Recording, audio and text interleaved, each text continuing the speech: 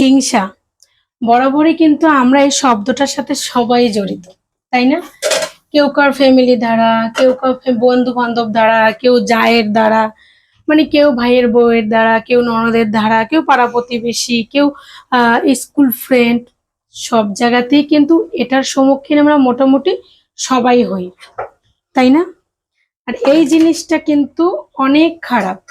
সেটা আমাদের সাথে যারা ঘটায় তাদের জন্য কিছু কথা বলবো। আর আজকে কিন্তু একটা রেসিপি দেখাবো, সেটা হচ্ছে চিকেন স্পাইসি যে চিকেনটা থাকে আমরা ছিপিতে পাই, ওইটারই সেম ভার্সন আমি একটু ভিন্ন কোয়ালিটিতে দেখাবো, মাখাবো আর কি।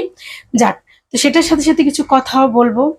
এখন যেটা হচ্ছে হিংসা, সেটা হচ্ছে আমাদের সাথে যারা করে তাদেরকে বলবো, এটার সম্মুখীন কিন্তু আমরা যারা হই তাদের কিন্তু কোনো মাথা ব্যথা নাই। যেমন হচ্ছে আমার সাথে কেউ করতেছে বা আপনার সাথে কেউ করছে, আপনি ঠিকই বুঝতে পারতেছেন কি হচ্ছে। জানেন বেনিফিটটা? যে হিংসা করতেছে তার জীবনটা না অনেক দুর্বিষহ হয় বলে না, সেটা হয়ে যায়। দুশ্চিন্তার ভিতরে থাকে, মনে শান্তি থাকে না, অস্থিরতায় থাকে।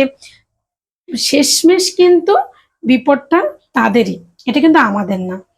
তো সেই জন্য বলবো যারা হিংসা করেন তারা না, তো বাকি কথা শেষ হওয়ার আগেই কিন্তু আমার ভয়েস রেকর্ডারটা বন্ধ হয়ে যায়, তাই আমার কথাগুলো রেকর্ড হয়নি। যাই হোক, আমি আমার কথাটা শেষ করব এবং পুরো রেসিপিটা কিন্তু আমি এখানে দেখাবো। যাই হোক, যেটা বলতেছিলাম, হিংসা হিংসা ব্যাপারটা খুবই মারাত্মক। সেটা হচ্ছে যে করে তার, যার সাথে করে তার কিন্তু কিছুই যায় আসে না। দেখবেন আপনার সাথে যখন কোনো ঘটনা ঘটবে আর তার সত্যতা যখন সেই হিংসুটে মানুষগুলো জানবে, কখনোই সেই সত্যটা প্রকাশে আনবে না। কেননা তারা সবসময় যে আপনার সাথে মানুষগুলোর দ্বন্দ্ব লেগেই থাকুক, তাহলে তার স্থানটা খুব মজবুত হয়। এটাই হচ্ছে আসলে হিংসুটে মানুষদের ধারণা, কিন্তু ভুলবশত তারা ভুল জগতে বাস করে। কারণ যারা হিংসুটে তারা সবসময় হতাশায় থাকে। হিংসুটে যারা কখনোই সুখী হতে পারে না, কারণ কারো স্থান কেউ কখনোই নিতে পারে না, যার স্থান তারই থাকে।